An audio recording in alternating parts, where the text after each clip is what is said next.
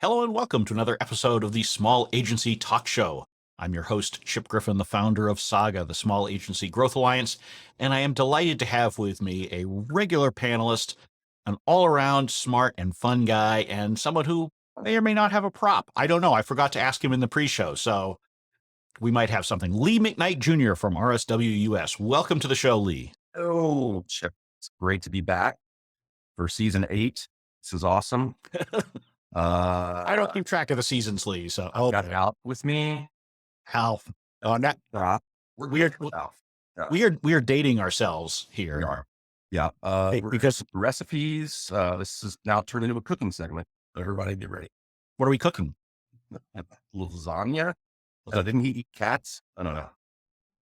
Oh, actually, now that you say that, yeah, I mean, this is for you young folks in the audience or anyone who's not old as dirt like we are. Alf was a show back in the 1980s. You may have heard of the 1980s. You might even have read about it in a textbook. Oh, wait a minute. You don't have textbooks anymore. You No. Wikipedia or whatever. So anyway. All right. Well, thank you for bringing the prop and the levity to get us started. Happy Friday. This is always an enjoyable part of the week when we get to have these conversations.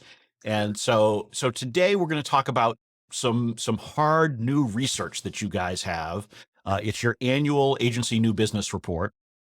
It is a must read for anyone in the agency community because it's got a lot of insights into what's going on around you. And so obviously we all can take our own temperature and we can see what's happening in our own business, but it's good to see what other firms are experiencing. And so that's what we're going to dive into today. We're going to dive into some of the observations that you have, particularly some of the things that may be shifting in the agency community over the last couple of years.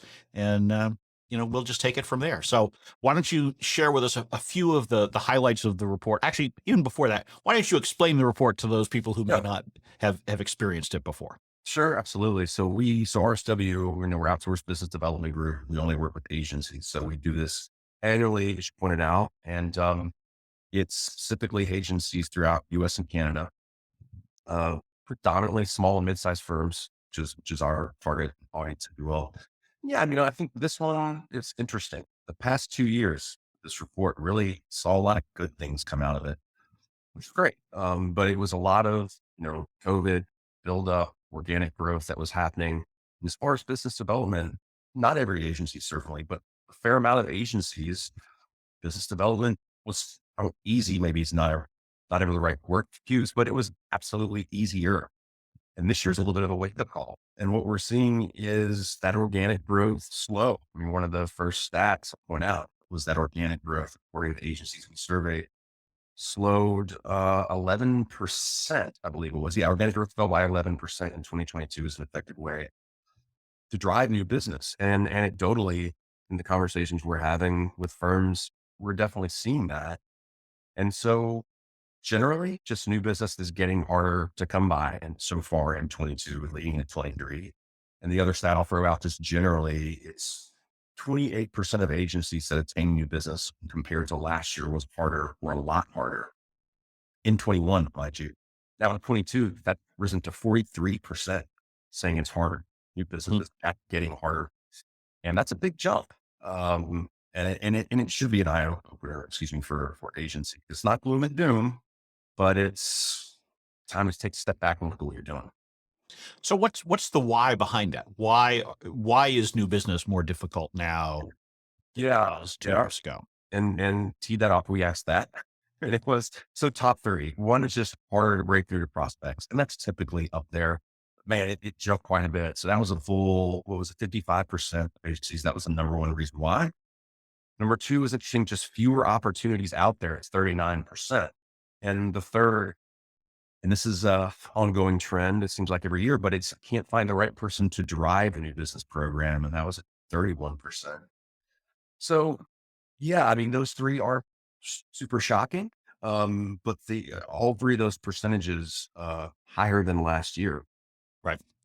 Well, and obviously as we look at those as reasons, starting with the third one first, can't find someone to drive new business. For most small and mid-sized agencies, the owner needs to look in the mirror, right? Yeah. You can hire people to support you. You can hire people to help move the process forward. but you really have to be the driving force behind your own agency's revenue growth, at least until you become a large firm and you have no idea what's going on as the owner. But there are very few of those out there, and certainly they're not listening to this show.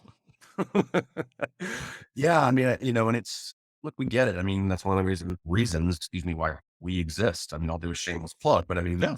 the owners come to us and say, "Look, I can't do this by myself," but they do have to be involved. To your point, Absolutely. I mean, and I'm not advocating they should do it by themselves. They yes, should absolutely have help, internal, external, whatever. yeah, But it's a lot of owners just want the silver bullet of being able to hire an individual or a firm and just say, you bring me new business, I'll execute on it. Done and dusted. done, right? Yeah, and it's hirings. We were talking about it for the show. Hiring's hard anyway. For this particular position, it's always been difficult. And a lot of times, quite frankly, the blame's on the agency. Agencies, I love you. We love you. But, it's that even when they do hire that person, they're counting on a Rolodex that runs out, or they don't train them up. They hire someone young and presumably it doesn't cost, what a seasoned individual might cost to hire. And it doesn't work. And they wonder why. And that's not all on the agencies, but I think just that hiring piece, understandably, is quite difficult. But you're right. I mean, yes, they need help, but those owners got to drive it. And it's hard, mind you, but, when we talk about process and get into that here a little bit, but, that's the other piece of it. I think it's just the agencies don't take the time to even think about, well, how are we going to go about this? So Right. I mean, historically, agency new business processes are, oh my God, we lost a client. We need to go find a new one. And that's always my favorite line to hear from any kind of a leader in any organization. Oh, we just lost this piece of business. We need to go find something to replace it. yeah, And I always just sort of just put my head down on the desk at that point, because that's not how business development should work or does work. You don't just say, oh, I lost A, now I'll get B to replace it. yeah, You need to have an ongoing process, because you're always going to be losing pieces of business. No right. agency, no business of any kind keeps everybody forever, nor should you. And we've talked about that on this show ad nauseum, about the problem of long-term clients and how they become less profitable because of over-servicing and all sorts of stuff like that. But let's look at the other two causes Yeah, of this, though, that you mentioned. So the first one, the harder to break through. yeah, So why is it harder to break through? yeah. I think, And is that code for something else, right? Because sometimes, as you and I know, when someone says something, it often is code for, well, what it really means is we don't know who to talk to, or we're not well focused, or is it? I mean, is there anything behind it, or is it? I think yes. I think and that's interesting that you bring that up initially, because I do. Yeah, I think it is, and we don't always get to glean some of those. And quite frankly, I don't know how forthright they would be about some of that anyway. But I think Sure. sometimes you're absolutely correct. On its face, the reality of it is, yes, it is harder to break through, and in the sense of now coming out of COVID, yes, a lot more hybrid work and people at home. But that shouldn't stop you. I mean, I just was on a sales call this morning, and one of the things that we tout, whether it's working with us or working on your own, get so much of these junk sales emails every day on there. Anyone watching gets them all the time, and I keep them and I use it for content. But one of the things certainly, and that this gentleman brought up, principal at this agency, was, I mean, does the phone even work anymore? For example, I mean, is that even a thing? And I'm like, oh my gosh, yeah, it is. But the key there is you've got to use multiple platforms that comfort with each other. Whoever's doing it, you don't know where a prospect lives. So when they say harder to break through, part of that is also because, or how hard are you really trying to break through, quite frankly. I sent a couple of emails. I didn't get anything back.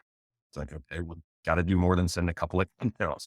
Right. We did X. And I don't know, nothing, it didn't really work. Well, how much did you follow up on that? Oh, yeah, not that much. So I think that's part of it. But you're right. Is that code for some of these agents not having that process in place, not having the right individual that they're going after, or maybe even the right size of company? I mean, they're killing themselves with these small projects and these smaller clients, when maybe they could take a step up and they haven't even thought about what it's really going to take to get their team not only motivated, but being able to pay those bills and pay your team. Right. Yeah. I mean, if someone says to me, I'm having a hard time breaking through to prospects, the immediate thing I think about is you need to look at your ideal client definition and make sure that you've really got that nailed down and that it's accurate. And you also need to look at your positioning to make sure that it's really speaking to that ideal client. Because Yeah. the reality is, if you can clearly define your ideal client and they have an actual need for an agency like yours, and you can explain that you provide the solution for them, it shouldn't be difficult to get through. Yeah. And so if you're not getting through, it's probably because there's a mismatch. You're selling something that they don't want. They don't have the problem that you think they have. That there's something to it more so than just, they're working from home, I can't reach them there. Yeah. I love that. And it's so spot on. And I think that that's interesting that I'm going to steal that from you in my next blog post. But it's so true. And I think another piece of that too is just a follow up. Obviously, breaking through initially is one piece of it, but we just had our president of the company, Mark, just sent out an email to everyone today. We had a client close a piece of business here recently. Now, thankfully, it doesn't always take this long. The whole process took 9 months, but it was the initial meeting. Now we've already broken through, to be fair here, but I'll finish. The principal, a particular client of ours that's been with us for 8 years, said, I didn't really go anywhere. I mean, it's a company I'd like to work with, but that nothing happened. Our new business director took it upon himself over time to go back in there and set up another meeting. I think about 6 months later. Then in the process itself, we have a stat there that it's taking longer generally for agencies apparently. Um, close that piece of business. And he said, thank you all, because initially I was thinking that was going nowhere and I wouldn't have told you to follow up on it. Right. I think I've forwarded it to, granted, I'm getting a little bit off that particular stat, but I think it ties in with what he said. Right. And if you think about it in non-agency new business terms, I mean, if I come to you and I know that you play in a band, I'm like, okay, I've got this fancy, great electric guitar that, you've always been dreaming about. I've got it. I can sell it to you for $100 and I will hand deliver it this afternoon. You're going to talk to me about that. Yeah. Right. Right. If I tell you that, I've got I don't know, a vacuum cleaner that is kind of beat up and noisy, but it sort of cleans and I can get it to you in about 3 months for $1,000, you're probably not going to talk to me. Right. Because I've mismatched what I'm selling, who I'm selling it to, and what the value of it is. So if you're having trouble breaking through, look at the reasons why first. Don't blame it on technology or where people are working or any of those kinds of things, because it's probably not what the real problem is. 100%. And so number 2 on the list of explanations for why people were having challenges was fewer opportunities. Are there actually fewer opportunities in from what you're seeing? Is it that companies and other organizations are being pickier about what they're sending to agencies? Do they have smaller budgets? I mean, so is there something to this fewer opportunities thing? That's a great question. I mean, some of it, and I'd like to dig into that more. It's interesting. I actually think now, granted, now we did this in August, so not that far back, right? So it's snapped on in time, to be fair. But I think now when we talk about this for the show, we're not necessarily seeing that. And I think now, especially, and I'm going to steal a little bit of what you said earlier, Chip, was, you have a lot of these firms who were able to get some work, during COVID. And now some of these companies are taking a step back and really taking a closer look at some of these firms. Are you doing what you said you were doing? And as you said earlier, what is the ROI here? And so what we're saying, it's while maybe not great for that agency that's under the microscope, it's opportunity for a lot of other firms. And this is the time for you agencies to be capitalizing. I mean, if there are other agencies not cutting it, here you go. It's a chance for you to get in that door. So we're actually starting to see, I think, a little bit, I won't say a huge increase, but the opportunities are there. So, I would love to get an open-ended question maybe next time and dig into more. What exactly does that mean? Is it less opportunities with current clients? Is it less opportunity just period out there? Because definitely not necessarily seeing that. I could see perhaps current clients maybe pulling back somewhat, whether that's economy based and looking to the future. So that's the one piece that I wonder, but overall, I don't necessarily think that's the case. Well, it's also an easy fallback for someone, right? So that they're not looking in the mirror and blaming what they're doing, their process, their approach, their positioning, and instead saying, "Well, there's just less out there," and maybe there's less out there because of reason number one, right? If you're not breaking through to prospects, you're not hearing about opportunities, but maybe that's because you're not breaking through to the right prospects. I don't, And right. So yeah, if you've got a mismatched value proposition, you're not going to be getting opportunities because they have to see you as a credible solution to whatever challenge they actually have before they'll even tell you that they've got an opportunity. It's not like, most firms are out there saying, "Hey, anybody want to help us?" right. That's not how the world works, generally speaking. Definitely not. One of the things you touched on was process, and one of the things I had noticed, and we talked about this a little pre-show when Yeah, I looked through the report, was that there seemed to be a significant uptick in the number of agencies that said lack of process was one of their problems. yeah. So, and I sort of jokingly said when we were talking before that, geez, what is this? The last couple of years it's been pretty good, and now it's ticked up. Did they just throw out their process and say, yeah, forget about it? But it is, I think, process is probably another one of those proxy things, right? Because if you're winning business, sure, I've got a process. It's signing contracts. If you're not winning business, process is broken down clearly. So, Yeah. talk a little bit about the process piece. And in particular, I'm curious, as you are working with clients, are you frequently having to help them put processes in place behind their business development efforts? The answer to the latter is yes. I mean, quite frankly, for a lot of firms that come on board, the art process at the top of the funnel, certainly. I mean, because ultimately, when we work with clients, we try to get them as close to close can. So we're there after those first meetings to nurture. If they go dark, things like that. Ultimately, though, our clients do have to close. I mean, we're not like in the pitches with them. Right. So in that sense, absolutely, the answer is yes. I think it's interesting how many more agencies admitted that they don't have a process. We're sitting at now this year they don't. Kudos for being truthful with yourself. Right. But yeah, that was pretty staggering as a bit much. But it was a little shocking to see the percentage grade. I think it was 8 or 9 points from last year. And yeah, it's interesting. And I think it goes hand in hand with hiring. I mean, what we're seeing now is, what was it? Only what was it? Oh, I missed, there it was. Oh yeah. So in 2021, hiring a new business director position at an agency fell to its lowest level since 2010, with just 32% of agencies hiring a new business director in the past 3 years. 2022, the number is once again 32%. Um, that I would think that's got to go kind of hand in hand with, well, we hired this person and it didn't work. So now we're not doing that anymore. And wow, what is, I think a lot of them, just to be fair, don't really know how to do it to scale. I think that's always the biggest problem a lot of times with small and mid-sized firms, because they all wear so many hats.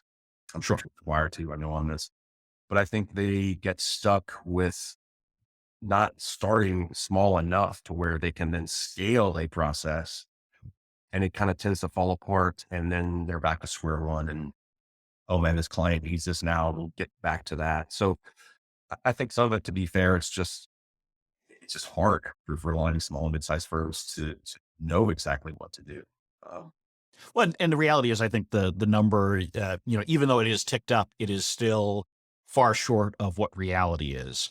Because your experience, my experience in working with agencies would be that the vast majority do not have a business development process, at least not a defined process. They may have something that they sort of accidentally kind of do on a regular basis, but the vast majority do not have what you or I would classify as a proper process in place for winning new business.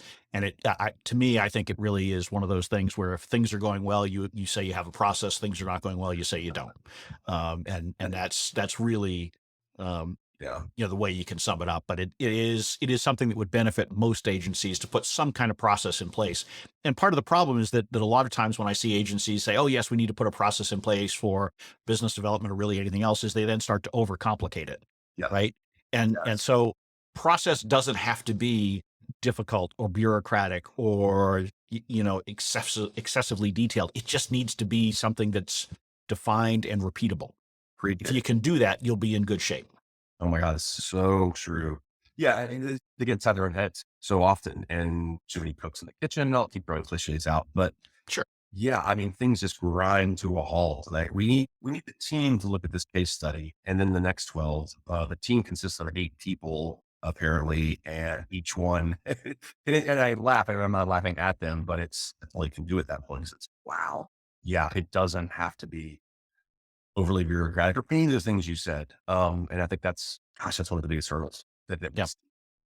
So now let's talk about one of my favorite, most disturbing statistics, which is the number of agencies that have a single client that represents more than half, more than 50% of their revenue. Yeah, And I believe that once again, it's somewhere in the 1 in 4 neighborhood of agencies. correct. And I always talk about how you don't want to have a whale client that is over 20% of your annual revenue. But we're not talking 20%. We're not talking 30% or even 40%. We're talking 50% or more. 1 out of 4 agencies. I'll be blunt, and this is not going to be a popular opinion for some of you, I'm sure. But if you have over 50% of your revenue coming from a single client, you don't have an actual agency business. You're an in-house agency that happens to take on a few outside clients. I mean, because you cannot make reasonable business decisions if one client completely controls your ups and downs. Yeah, someone's giving you the stink eye. Several people are. I'm sure. The hate mail will come in, and I'm okay with that. It's look, The hard truth, right? it's a hard truth, and look, a lot of agencies have started that way, and that's fine. If you're just getting started, okay, you get a little bit of an exemption for a short period of time to address that. If it's happened because you had a 20% client and then you lost 2 big ones because of COVID or something like that 2 years ago, you get a pass for some time to fix it. The fact that this number keeps coming up this way every time you do the survey suggests that these are structural issues, and the agencies, either through intention or inertia, are accepting the fact that they have this kind of a whale client. Yeah, and I think the highest I ever heard was like 80%, and I think they may have been fibbing a little bit there. It's scary, and to your point, I mean, 50 should be scary, right? And we talked about this again a little bit pre-show. Was that well? I'll just say it. And some of it was understandable during COVID, coming out of COVID. We have this one client, and we're scared, understandably so. We're taking this whatever they give us, we're taking. And I think that's one way that it probably got a little bit out of control. It's tough to harp on an agency for doing that, but at the same time, as we just said, hard truth. You can't. That's not as you laid it all out already. I mean that can't and shouldn't be sustained. And look, I'm not saying go fire your whale client. I'm not Sure. saying Right. don't take additional business from them that increases the percentage. What I'm saying is you need to double down on finding additional business, additional clients to diversify your client base. Because otherwise, what you do is you become so beholden to that whale client, you start making really bad business decisions. And then you start hating your own business. And you sit there and you look and you're like, I'm generating all this revenue. Why am I so miserable? Why? Because you are forcing yourself to overservice this one giant entity that decides whether you succeed or fail. Yeah. Yeah. I mean, you nailed it. And I know there are going to be folks that are watching or will be watching that are in that position. And you nailed it again. Diversification. You have to.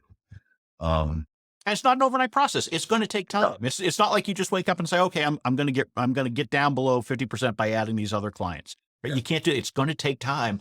But if you don't even have a plan, a process in place to get you there, I guarantee you won't get there. Totally. And here's the good news. Okay. At least you got that revenue coming in, right? Absolutely. I mean, Now we're kudos to you. You've got a giant client who's doing a lot of work with you, right? I mean, that's great. I applaud that. sure. It's a stepping stone. It's a perfect time to diversify. It's just like what I say with new business, right? It's when you got it coming in is when you should be working just as hard to keep new business coming in. Yep. So The busier you are with clients, the more you've got to focus on business development. It's a lesson I learned 20 some years ago when I was first getting started. It's the reason why so many small agencies will complain about, Oh, it's such a roller coaster of revenue. It's a roller coaster because you're not focusing on the business development 100% of the time. Yeah. What's happening is you're getting busy with clients and you're saying, oh, I don't have time for this. I got to focus on keeping my clients happy. Then you lose a client. You're like, oh, crud, I got to go replace them. Right. And that's why you have a roller coaster of revenue. Yep. Yep. 100%. Yeah. And I think, we didn't want, well, the stats are what they are with this year's report. Right. And I think that this one you just brought up with the gorilla client is probably the scariest, right? I think all the other stats are, hey, okay, we're back to where new business is hard again. It's always hard. And, I said in one blog post I wrote last week, I mean, agencies have been here before, just in terms of new business being hard. Yeah. The very nature of our industry is cyclical, and we've been here. So I think agencies, what I didn't want to have happen is an ad we picked it up, which is great. But they love those juicy headlines of, oh my God, the sky is falling. It's, generally it's not. But this particular one, especially, should be a wake up call. Other stats too, but that's one that you got to address that now, yesterday. Yeah, and I don't think that it's necessarily just become harder anyway. I think it's really that the froth has gone away, right? Definitely. And there was froth in the agency industry from those clients who either were so overworked that they needed to farm stuff out, Yeah. or they were so desperate to change their business model and generate new revenue sources that they were willing to overspend in an attempt to get themselves there. And so it made work for a lot of agents, particularly, in the digital space, or folks who are helping businesses make transitions. There was a lot of opportunity there. Yeah. that doesn't exist today, because today people are making much more rational decisions about how to invest their organization's funds when it comes to marketing, advertising, PR, et cetera. So the last thing I want to touch on before we run out of time here is the list of things that work. So we've talked about what doesn't work. We've talked about the problems, but now let's talk about the things that work. And what struck me is that they're the three top things there by far are the three things that most agency folks will tick off the top of their head when they talk about how they get new business: organic growth, referrals, and networking. And which is great. And I want to talk about that, but I also want to talk about why it is that when you talk to agency owners who are struggling with new business, they immediately talk about how they need to be doing other stuff. Well, we really need to get an email program going. We really need to be working on our SEO. We really need to be, getting more speaking opportunities. And what I always fail to understand is why, when you look and you say, these are the things that we've proven work for us. Yeah. Why don't you lean into that instead of saying, you know what? I got to go teach myself how to do email marketing properly for my agency, or I got to go buy Facebook ads and build a funnel that way. Why don't you lean into the things that work? Yeah. Yeah. Yeah. I mean, and you brought that up for sure. And I was like, yeah, that's an excellent point. And what we always say, quite frankly, when an agency comes on board with us, it's like, yes, we're here to help you drive your business, of course, but the referrals, the networking, I mean, those pieces are still critically important, and don't stop doing those. And, or if you weren't doing that, why not, for God's sake? I mean, right. We would never be one to say, oh, referrals. No, of course they work. They're fantastic. But to rely on those on their own, is not necessarily dependable. So it's all about having this, again, process in place. But you're 100% right. Yeah. I mean, double down on what is working. It doesn't mean that, if you haven't updated your site in X amount of years, if you're driving prospects there, it should be presentable and they should know what you do and who you are. But ultimately, I would agree. Why aren't you leaning in on those things that, quite frankly, are easier? Won't say easy, but that's in place already, or you certainly can kick that into place. Versus, as you said, now we're going to start this new thing that we don't know about, and it's going to take X amount of time and money, and it'll work. Like, what? Well, and the work that you do, or the work that an in-house biz dev person is doing, should be complementary to these efforts, right? Yeah. Because your targeting, or the in-house targeting, should be related to the network that already exists, getting referrals from the people that you're talking to, because referrals don't just have to come from existing clients. Referrals can come from anyone who is aware of the work that you do and the value that you provide. Right. And so if you're out there talking to more and more people, whether it's directly or through your biz dev person or through a firm like RSW, that all helps. Yeah. And but focus on that. Don't say, oh, we've got to put together a committee to look at building a website and let's tweak this or that. I mean, frankly, so many agency websites are overbuilt. Yep. They focus too much on being fancy and cool for their peers instead of actually just saying, hey, here's what we do and here's who we do it for. Yeah. I cannot tell you how many times I look at an agency website and I have no idea what services they actually provide or who their ideal client is. Your website needs to scream that from the rooftop. And it needs to just look professional. It doesn't need to look like, oh, wow, they spent $100,000 on this or $1 million on this. I mean, that's not why clients are choosing their agencies. Yeah. Yeah. I think it's 100% on the sites, not to get too off on where we were, but as an addendum, let's say, to what you just said, it weirdly, even today, good Lord, in the year that it is, I was just prospecting an agency yesterday. And then I stopped though for a second because I was clicking through all the fun, creative things on their site where we had, things going this way and that way. It's like, I've been on this site now for almost a minute. I had no idea who you are, what you do. I mean, I know the name, but I was like, God, are we past that yet? Because to your point, if you think you're doing that for your prospects, you're not. You're trying to impress other agencies. And, who are not hiring you, by the way. Right, exactly. Yeah, it immediately does have to scream, this is what we do, and not over engineer it, not overbuild it. And there's still a lot of them that are that way. I tend to think it's gotten a little bit better. Maybe I'm just telling myself that. But yeah, as far as sites go, I think sort of the gee whiz nature has improved a bit. Yeah. Not as much as it should, though. Yeah. No. And when you talk about those top three that you mentioned, what's also interesting about that question, it's the same thing the last couple of years too, is you're seeing that they're doing no outbound at all. I mean, cause like phone, email was like 14%, everything else was like 3%. Right. Phone, email, mail, whatever it might be, the tools that you would need to do some outbound. It's not a big shock because we see in the other stats about lack of process and lack of hiring and things like that. But, that's always a little bit disconcerting. And again, agencies get scared, again, it's all about scale. If you don't have time, don't go out of the gate and think that you're going to be doing it 24/7. Because if you're the owner, you're not going to be able to do it that often, but you can make it work. Right. And the mistake that people make with outbound is, as you well know, is they just start going out completely cold when they do. Yeah. And then they say, well, why didn't this work? Yes. Because you're going and banging on random doors. Yeah. That doesn't work. You have to know who you're trying to reach, and you have to reach out to them as humans. I mean, you talked about early in this conversation, it's probably a good way to wrap up here is, all the bad emails that we're getting. And I have to tell you, I get a incredible amount of just poorly targeted, poorly written, poorly positioned emails from agencies. They don't have any idea even who they're reaching out to. It's just, they're clearly just blasting away and trying to sell me stuff that I have absolutely no need for. And they could find that out in about 15 seconds of research. If they just brought up my website or looked at my LinkedIn profile, they would know they don't need to sell this to me. They need to move on somewhere else. And so if you're going to waste your resources, you can't complain about the fact that it's not working after the fact. Oh my gosh, 100%.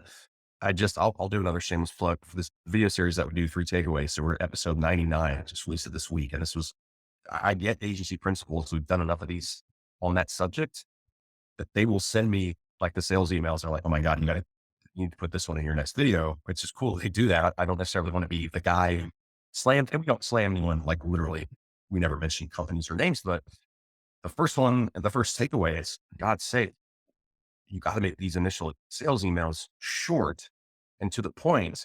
And I had our cameraman over my shoulder scrolling through this one email that literally is the longest sales email I've ever gotten in my life. It's insane. And so just things like that. I had a sales call again, the same one this morning, that they were asking me to email. Oh my God, are these prospects aren't even paying attention to email anymore? I'm like, well, no, they are. They're not paying attention to the crap, which so much of it is. So yeah, and they're like, well, that makes it harder for us, the salespeople. I'm like, yes, you're right. It does. But that's why I love that you said it. And it sounds cheesy. Like, you have to understand that you are talking to another human being when you're reaching out. And when you have that frame of mind, your emails, and we're focused on emails at the moment, they're going to be better. And it's not, I'm not trying to kumbaya. We're all human. Yeah, that's an overused phrase, but you're talking to another person. So if it reads like an ad or the jump that most of it is, why would they care? Why would they open it? It is just more clutter. Yep. Well, I think I'm getting the wrap it up signal from my producers. So Yep. we have gone over our usual allotted time, but the beauty is, I mean, this isn't broadcast, so I don't have ads that have to run at a particular time or something like that. So I can, when we're having a good quality conversation like you and I are having, Lee, Mhm. we can run over a bit. If someone would like to learn more about RSWUS, learn more about you, connect with you, maybe get a copy of this report so that they Sure. can look at all of the things we didn't have a chance to talk about because we're not going to make this a 3-hour show as much as I would like to. Where should they go? RSWUS.com. And you can just go to the resources drop down and you'll see survey reports and all kinds of other good content there too. Excellent. Well, thank you, Lee, for joining us. Thank you for bringing along the prop to make sure that we get to have a little bit of fun here. I'm going to go have some lunch now. I will not be eating cats, though. So with that, that wraps up this episode of the Small Agency Talk Show. Thank you all for tuning in, and I look forward to seeing you all back here again real soon. And Lee, I look forward to having you back on. Absolutely. Thanks for having me as always. I love it. Have a good weekend, everybody.